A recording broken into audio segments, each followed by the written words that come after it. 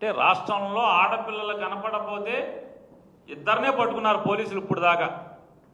ఆ ఇద్దరు కూడా పవన్ కళ్యాణ్ గారు చెప్పారని పట్టుకున్నారంట. ఇదేం పోయే కాలం అని అడుగుతున్నాను.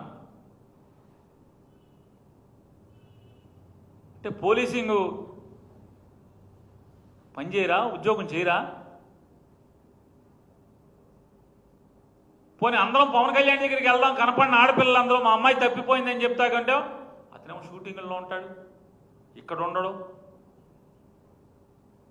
దొరకడు, చిక్కడు దొరకడు. ఓ సినిమా తీయాలి ఇక.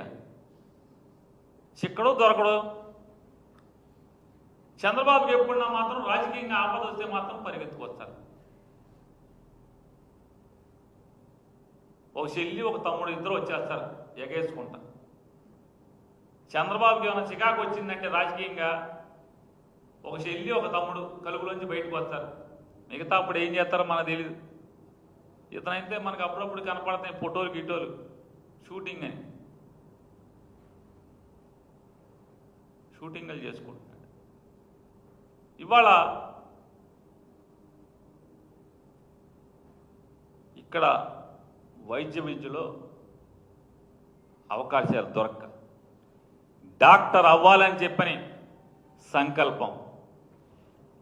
బాల్యం నుంచి నేను డాక్టర్ అవ్వాలి, నేను మనుషుల ప్రాణాలు కాపాడాలి, వైద్యం చేయాలి అనేటువంటి కసితో సంకల్పంతో ఇక్కడ సీటు దొరకపోతే విదేశాలకు వెళ్ళి తల్లిదండ్రుల చెమటోడ్చిన రూపాయితో కూడబెట్టి అమ్మా నాన్న చెమటోడ్చి సంపాదించి కూడబెట్టిన రూపాయితో విదేశాల్లో చదువుకొస్తే మెడికల్ కౌన్సిల్ ఆఫ్ ఇండియా పరీక్ష పాస్ అయితే ఇవాళకి సర్టిఫికెట్లు ఇవ్వకుండా పైశాచికంగా ఇది నరకాసుర ప్రభుత్వం కాక ఏమవుతుందని చెప్తున్నా.